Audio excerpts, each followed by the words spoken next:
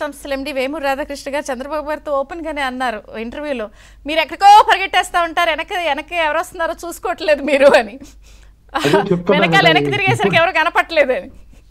ఇప్పటికి 80-90 స్పీడ్ లోనే అడ్మినిస్ట్రేషన్ ఉంది. ముఖ్యమంత్రి గారు 180, 190లో ఉంటాయి కనుక. బట్ డెఫినెట్లీ డేస్ ప్రోగ్రెస్ నేను అనుకోవటం థింగ్స్ కూడా ఇంప్రూవ్ అవటమే కాకుండా కనుక ఫాస్ట్ ట్రాక్ మోడ్ కూడా కంటిన్యూ అవుతుందని చెప్పేసి అనుకున్నాం. పయ్యావల కేసు మొన్న అసెంబ్లీలో బడ్జెట్ చర్చ మీద మాట్లాడుతూ బాబు నాయకత్వం భవిష్యత్ తరాలకు అదృష్టం అన్నారు.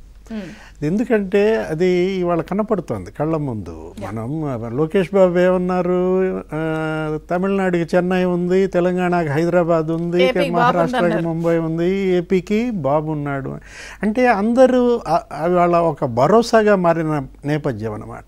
ఏది 1% వృద్ధి రేట్ అంటే దగ్గర 15,000 కోట్ల సంపద అమ్మా, ఏదో కుటుంబరావు గారికి తెలియాలా. అలాంటిది 5% గ్రోత్ రేటుని దెబ్బతీశాడు జగన్మోహన్ రెడ్డి.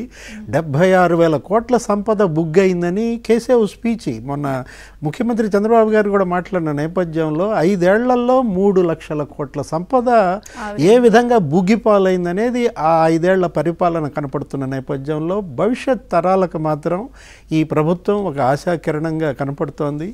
చూడాలి ఎంత మేర వీళ్ళు మీరు అన్నట్టుగా ఈ తెచ్చిన పెట్టుబడుల ప్రతిపాదనలు గ్రౌండ్ చేస్తారనేది ఇవాళ ప్రజలందరూ ఆశ ఆకాంక్ష. సార్ ఒక్క క్వశ్చన్, అంటే స్మాల్ కుటుంబరావు గారు ఎంతకాలం పట్టొచ్చు ఇది గ్రౌండ్ అవడానికి సుమారుగా? ఏదండి bill gates bill gates immediate గా స్టార్ట్ అవుతుందని చాలా మంది తెలియని విషయం ఏంటంటే ఆల్రెడీ అన్నమాట కపుల్ ఆఫ్ ప్రోగ్రామ్స్ లో బిల్ గేట్స్ ఫౌండేషన్